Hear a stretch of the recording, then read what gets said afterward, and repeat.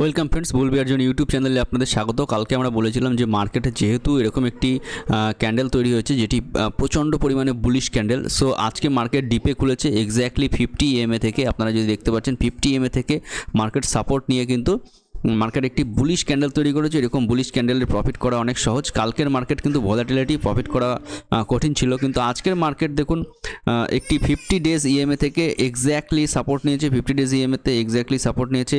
Market একটি মারুবোজো candle তৈরি করেছে, অর্থাৎ এর হাই লো ওপেন ক্লোজ প্রায় সেম মারুবোজো ক্যান্ডেল যারা জানেন।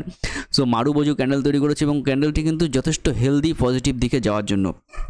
কিন্তু এখানে একটি রেজিস্ট্যান্স জোন আমার এখানে আঁকা আছে, যেটি থেকে মার্কেট দুবার ফল করেছে এখানে। সো এটি রেজিস্ট্যান্স জোন হিসাবে কাজ করবে এখন।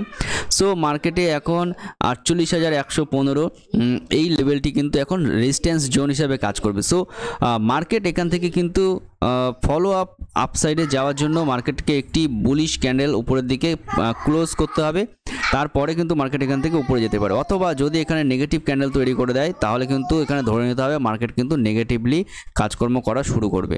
সো এই যে এরিয়াটা হবে, এই এরিয়াটা কিন্তু আপাততভাবে উপরে নিচে ভলাটিলিটি সৃষ্টি করার জন্য তৈরি হবে। সুতরাং আগামী এক সপ্তাহের জন্য যে ট্রেড সেটআপ আছে আমাদের, সেটা কিন্তু ভলাটিলিটিকে কীভাবে রেজিস্ট করা যায় তার উপরে ট্রেড সেটআপ হবে। এবং এখানে দেখুন একটি ট্রেডিং ওয়েজ যে প্যাটার্ন আছে সেটি কিন্তু তৈরি হওয়ার জন্য তৈরি হচ্ছে। সুতরাং এটি উপরের দিকে যেতে পারে বুলিশ সাইডে, এটি নিচের দিকে আসতে পারে যথেষ্ট বিয়ারিশ সাইডে।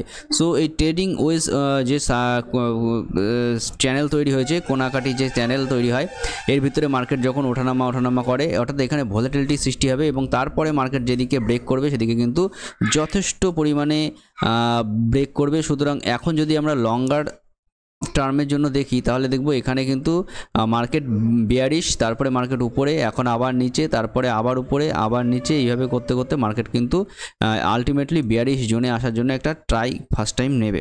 সো এখানে কিন্তু সেই ধরনের একটি প্যাটার্ন তৈরি হয়েছে। আবার এখান থেকে মার্কেট এখানে নিচে এসে আবার ডবল প্যাটার্ন তৈরি করে উপরে চলে যেতে পারে। ডবল প্যাটার্নটা কীভাবে হবে? এইভাবে ডবল প্যাটার্ন কিন্তু ব্রেক করে উপরের দিকে চলে যেতে পারে। সো দুটো সিনারিওই এখন এখানে পসিবল। সো তার জন্য আমাদের এখানে ট্রেড করতে হবে সিস্টেম অনুযায়ী। সো কালকে মার্কেট ওপেন থাকবে, আগামী কালকে আমরা কীভাবে ট্রেড করতে পারি তার জন্য এখানে একটি 15 মিনিটের চার্ট প্যানেল খুলে নিয়েছি আমরা। সো দেখুন এক্স্যাক্টলি আমার যে লাইন ছিল সেই লাইন থেকে দুবার তিনবার মার্কেট এখানে ক্লোজ করেছে এবং মার্কেটে আপনারা যদি দেখেন এখানে কিন্তু গোল্ডেন ক্রসওভার তৈরি হয়ে গেছে। সো মার্কেট এখান থেকে কিন্তু বুলিশ সিগন্যাল আমরা নিতে পারি। এটা কিন্তু লং টার্মের জন্য, অর্থাৎ পজিশনাল বুলিশ সিগন্যাল কিন্তু আমরা এখানে নিতে পারি। অর্থাৎ পজিশনালদের জন্য কিন্তু নিচে আসবে, মার্কেট উপরে যাবে, সেই কোনো ভিউ নেই। কিন্তু কালকের ইন্ট্রাডে ট্রেডিং সেটআপের জন্য আমি বলছি, যদি মার্কেট উপরে ওপেন হয়ে যায় তাহলে কিন্তু আজকের মতোই ফার্স্ট যে ডিপ আছে সেই ডিপ কিন্তু বাই হয়ে যাবে, অর্থাৎ নিচে আসলে মার্কেট কিন্তু বাই হয়ে যাবে। যদি মার্কেট নিচে ওপেন হয় তাহলে এই 15 ডেজ ইএমএ যেটা আছে এর কাছাকাছি থেকে কিন্তু বাইং মার্কেট যেতে পারে। যেহেতু গোল্ডেন ক্রসওভার আছে আমাদের, সো বাইং ক্রসওভার কিন্তু যেতে পারে। এবং মার্কেটে যেহেতু বড় বাইং ক্যান্ডেল তৈরি হয়েছে, তাই আমরা এখন বাইংয়ের জন্যই প্ল্যানিং করব। কোনো রকম সেলিং প্ল্যান কিন্তু আমরা এখন করব না, only for buying plan. So market যদি উপরে ওপেন হয় তাহলে কিন্তু আমরা বাইং করে উপরের দিকে নিয়ে যাবো। মার্কেট নিচে ওপেন হলে আমাদের একটু ওয়েট করতে হবে যে 15 EMA এর কাছে কী ধরনের ক্যান্ডেল তৈরি হচ্ছে সেটা আমরা একবার দেখে নেব। যদি ক্যান্ডেল তৈরি হয় এরকম ধরনের একটি ডোজি ক্যান্ডেল, তাহলে কিন্তু ডোজির উপরে আমরা বাই করতে পারি। ডোজি ক্যান্ডেল অবশ্যই সেটার উপরে বাইং হবে। এরকম ধরনের পিন ক্যান্ডেল, পিন বার বলি আমরা, পিন বার তৈরি হলে অবশ্যই তার উপরে বাইং হবে। সুতরাং আমরা যেহেতু স্ক্যাল্পিং করি বেশিরভাগ ট্রেড, সুতরাং এইরকম ডোজি, এরকম পিন বার কিন্তু আমাদের দেখার খুব ইচ্ছা থাকে যে মার্কেট নিচে আসলো এবং নিচের সাইডে যদি এরকমভাবে তৈরি করে কোনো পিন বার তাহলে কিন্তু হতে পারে। কিন্তু এইরকম মার্কেটে দেখুন পিন বার সিস্টেম নেই, এখানে একটি হ্যামার তৈরি হয়েছে, হ্যামারের পরে মার্কেট হালকা নিচে এসছে। সো কালকে আমরা একটি ট্রেডিং স্ট্র্যাটেজির ভিডিও ছেড়েছি। সো সেই ভিডিওটা কালকে আসবে, টাইমিং শিডিউল অনুযায়ী চলে আসবে সকালের দিকেই। সো সেই অনুযায়ী কিন্তু আপনারা সেই ভিডিওটা দেখতে পারেন এবং ট্রেডিং সেটআপ এবং যে অ্যানালাইসিসটা ওখানে আছে সেটা কিন্তু ব্যাক টেস্টিং করে আপনারা সেই অনুযায়ী কাজকর্ম করতে পারেন। কোনো রকম এডুকেশন পারপাসের জন্য ট্রেডিং সেটআপটি তৈরি করা হয়েছে, কোনো রকম কিন্তু রেকমেন্ডেশন নয়। সো আমরা চলে যাই নিফটি ট্রেডিংয়ের জন্য। নিফটির ক্ষেত্রে সেম টু সেম ব্যাঙ্ক নিফটির মতো, কিন্তু নিফটিতে গোল্ডেন ক্রসওভার অনেক আগেই তৈরি হয়েছিল, সুতরাং নিফটিতে সেল আপ আসার পরে কিন্তু মার্কেট সেখান থেকে শুট আপ করেছে এবং আপনারা জানেন যে এই যে শুট আপ এর ফলে কিন্তু অনেকটা মার্কেটে অনেক প্রফিট হয়েছে যারা অপশানে প্রফিট করেছেন। সো সেসব কথা যদি বাদ দিই তাহলে কিন্তু আজকে মার্কেটে তেমন কোনো মোমেন্ট ছিল না, জাস্ট এখানে মার্কেট এখানে কনসোলিডেশন করেছে, আপসাইডে গেছে কনসোলিডেশন করেছে। কালকে এখানে কিন্তু মার্কেট এখান থেকে উপর যে কোনো দিকে ব্রেক করতে পারে, এই কনসোলিডেশন এরিয়ার উপরে নিচে যে কোনো দিকে কিন্তু সাস্টেন করলে মার্কেট ব্রেক করতে পারে। অর্থাৎ আমরা যেহেতু পজিটিভ সিগন্যালের জন্য মার্কেটকে নেব, সুতরাং পজিটিভ সাইডে ব্রেক করলে তবেই কিন্তু আমরা এখানে বড় ট্রেড এখানে নিতে পারি। সো সেই অনুযায়ী কিন্তু আমাদের এখানে কাজ করতে হবে। আমরা একবার এখানে দেখে নেব যে ডলার ইন্ডেক্স কীভাবে কাজ করছে। দেখুন নিফটির চার্ট কিন্তু যথেষ্ট পজিটিভ, ডলার ইন্ডেক্স হ্যামার তৈরি করেছে, আবার নিচের দিকের হ্যামার, এটা কার্যকরী নয় এবং 200 ডেজ ইএমএ যেটা আছে তার নিচে চলে এসছে এবং 104-এরও নিচে চলে এসছে। সুতরাং মার্কেট এখানে পজিটিভ হবে, এটা কিন্তু আগে থেকে আশা করা যায় যেহেতু ডলার ইন্ডেক্স অনেকটা নিচে আসছিল। সো আমরা এখন চলে যাই আমাদের বড় ব্যাংকিং সেক্টরের বড় ব্যাংক আজকে কি করলো। কালকে তো অনেক বাইং করে উপরে তুলেছিল, আজকেও বাইং করেছে, ফলো আপ বাইং হয়েছে, অর্থাৎ মার্কেট নিচে এসেছিলো, এই ব্যাংকই কিন্তু মার্কেটকে উপরের দিকে তুলেছে। অর্থাৎ এই ব্যাংকের ওয়েটেজ যেহেতু বেশি, এই ব্যাংকে কিন্তু বাইং করে মার্কেটকে উপরে নিয়ে যাচ্ছে। এই 15 ডেজ ইএমএর কাছাকাছি থেকে মার্কেটে কিন্তু সেল আপ আসা শুরু করবে। সুতরাং এই ব্যাংকে যারা বাইং করেছে তারা কিন্তু এই এলাকায় সেলার হবে, সুতরাং এই এলাকায় একটি ট্র্যাপ করতে পারে। ব্যাংকের উপর নজর রাখবেন, 15 ডেজ ইএমএ অবশ্যই আপনার ট্রেডিং সেটআপে লাগিয়ে রাখবেন। এখানে গেলে কিন্তু ব্যাংক ফার্স্ট টাইম রিজেক্ট করবে, তার ফলে কিন্তু আমাদের ডাউন সাইডের প্রফিট হওয়ার সম্ভাবনা রয়েছে। আইসিআইসিআই ব্যাংকে আমরা দেখে নিই, আইসিআইসিআই ব্যাংক ডোজি তৈরি করেছে। যেহেতু আইসিআইসিআই ব্যাংক অনেকটা চলেছে, এখানে ডোজি তৈরি করেছে আইসিআইসিআই ব্যাংক।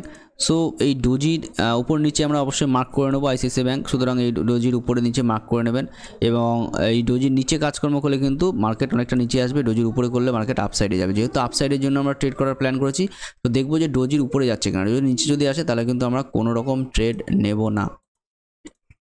সো আমরা চলে যাই আমাদের big bank SBI bank. SBI bank এখানে কনসোলিডেশন করছে, আমার টার্গেট এরিয়া হিট করে ওপরে কনসোলিডেশন করছে। সো এসবিআইয়ের ক্ষেত্রে 800-র নিচে যদি আসে মার্কেট কিন্তু লং টার্ম ভলাটিলিটি সৃষ্টি করে নিচে আসতে পারে এবং 827-এর উপরে এসবিআই ব্যাংক কিন্তু পজিটিভ। অ্যাক্সিস ব্যাংক এখানে পজিটিভ এরিয়ার মধ্যে আছে। সো অ্যাক্সিস ব্যাংকের ক্ষেত্রে পজিটিভ মোমেন্টাম এখানে শুরু হতে পারে। অ্যাক্সিস ব্যাংক যেহেতু উপর দিক থেকে কনসোলিডেশন করে উপরে যাচ্ছে, পজিটিভ মোমেন্টাম শুরু হতে পারে। অ্যাক্সিস ব্যাংকের ক্ষেত্রে যেহেতু পজিটিভ ক্যান্ডেল রয়েছে, পজিটিভ মোমেন্টাম শুরু হতে পারে। নেগেটিভ কখন হবে সেটা আমি একবার বলে দিই, এই যে ক্যান্ডেলগুলো লো আছে এর নিচে যদি মার্কেট চলে আসে তাহলে কিন্তু অ্যাক্সিস ব্যাংকের ক্ষেত্রে অনেকটা নেগেটিভ পাবো। এই যে এরিয়া আছে এই এরিয়া কিন্তু অ্যাক্সিস ব্যাংক ধরতে চলে আসবে, অর্থাৎ 1021-এর এরিয়া।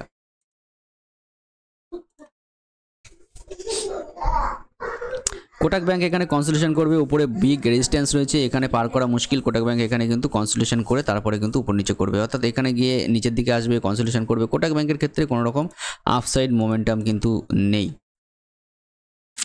পাঞ্জাব ব্যাংক এখান থেকে জাস্ট নিচে আসার জন্য কিন্তু রেডি হচ্ছে। পাঞ্জাব ব্যাংকের ক্ষেত্রে কশাস এরিয়ার কাছে পাঞ্জাব ব্যাংক রয়েছে, অর্থাৎ এই এরিয়াটার নিচে কিন্তু পাঞ্জাব ব্যাংক, এই এরিয়াটার নিচে কিন্তু পাঞ্জাব ব্যাংক পুরোপুরি ডাউন সাইডের মোমেন্টাম রয়েছে এবং ফার্স্ট টার্গেট রয়েছে এই এরিয়া, তারপরে এই এরিয়া এবং নিচে কিন্তু অনেকটাই খোলা ময়দান রয়েছে পাঞ্জাব ব্যাংকের ক্ষেত্রে নিচে আসার জন্য। সুতরাং পাঞ্জাব ব্যাংক মনে হচ্ছে যে ডবল টপ কিন্তু এখানে লাগিয়ে ফেলেছে এবং সে জাস্ট এখানে টাইম পাস করছে নিচে আসার জন্য। যদি এই আপসাইড কেটে দেয় তাহলে উপর দিকে যাবে, যদি ডাউন সাইড কেটে দেয় তাহলে কিন্তু পাঞ্জাব ব্যাংকের ক্ষেত্রে লং টার্মের ডাউন সাইড টার্গেট আছে।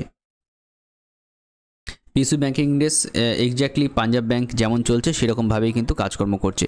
সো আমরা একবার স্মল ক্যাপ দেখে নেবো। স্মল ক্যাপে যথেষ্ট বাইং রয়েছে, মিড ক্যাপে যথেষ্ট বাইং রয়েছে, মিড ক্যাপ হাই কেটেছে, সুতরাং মিড ক্যাপে কিন্তু যথেষ্ট বাইং আছে। অটো ইন্ডেক্সেও বাইং আছে, ইনফ্রাতেও বাইং হচ্ছে। আইটি ইন্ডেক্স কিন্তু যথেষ্ট নিচে পড়ে আছে, সুতরাং আইটিতে কিন্তু রিয়াল ভ্যালু যেটা আছে আইটি ইন্ডেক্স কিন্তু উপর থেকে নিচে আসার সম্ভাবনা কম। সুতরাং আইটি ইন্ডেক্স কিন্তু একমাত্র এখানে যথেষ্ট লিকুইড সিচুয়েশনে রয়েছে, আইটি ইন্ডেক্স কিন্তু আপনারা বাই করতে পারেন। এদিকে আমরা আমেরিকান স্টক যদি দেখে নিই, আমেরিকান তো হাই করেই যাচ্ছে উপরে এবং যদি এটি ডবল টপ সিচুয়েশন না হয় তাহলে কিন্তু এই ব্রেকআউটটা যথেষ্ট ভালোভাবে কাজ করতে পারে। ব্রেকআউটের পরে যদি কনসোলিডেশন করে আবার ব্রেকআউট করে তাহলে কিন্তু হাই সাইড আছে 40,000-এর, আর যদি ডবল টপ করে নিচে চলে আসে তাহলে কিন্তু ডাউন সাইড আছে এবং এই এরিয়াটা নিচে চলে গেলে 37,800 আমেরিকান মার্কেট কিন্তু কনসোলিডেশন এরিয়ার মধ্যে চলে যাওয়ার সম্ভাবনা রয়েছে। S&P 500ও কালকে হ্যামার তৈরি করেছে, আজকে রেড ক্যান্ডেল তৈরি করছে। ন্যাসডাকও হ্যামার তৈরি করেছে, নিচে আসার জন্য জাস্ট রেডি হচ্ছে। হ্যাংসেং ইন্ডেক্স গ্যাপ আপ করে উপরের দিকে চলে যাচ্ছে, অর্থাৎ হ্যাংস্যাং ইন্ডেক্সে পয়সা যাচ্ছে। এটা আমি অনেক আগেই প্রেডিক্ট করে আপনাদের বলেছিলাম যে পয়সা কিন্তু হ্যাংস্যাংয়ে যাওয়ার সম্ভাবনা হয়েছে। আমি যদি এফআইআই হতাম তাহলে আমিও কিন্তু এখানে হ্যাংস্যাং ইন্ডেক্সে পয়সা লাগাতাম। অর্থাৎ এখান থেকে একটা সিনারিও আমরা ড্র করতে পারি যে এফআইআইরা কোনো ইমার্জিং মার্কেট থেকে পয়সা বিক্রি করছে এবং সেটা হ্যাংস্যাংয়ের মার্কেটে লাগাচ্ছে। সো আপনারাও কিন্তু এই মার্কেটের উপর নজর রাখতে পারেন যে হ্যাংস্যাং ইন্ডেক্স কীভাবে কাজকর্ম করছে। এবং আমার একটা এখানে অ্যাজাম্পশান আছে যে হ্যাংস্যাং ইন্ডেক্স, দেখুন এখানে হ্যাংস্যাং ইন্ডেক্স গোল্ডেন ক্রসওভার তৈরি করার জন্যও কিন্তু রেডি হচ্ছে। সুতরাং এটার উপরে পরে কিন্তু আরও অ্যালগো যেগুলো আছে সিস্টেম সেগুলো কার্যকরী হয়ে যাবে এবং মার্কেট আরও আপসাইডে যাবে। এবং আমার একটি এখানে যে সিনারিও আছে যেটি আমি এখানে লিখে রেখেছি।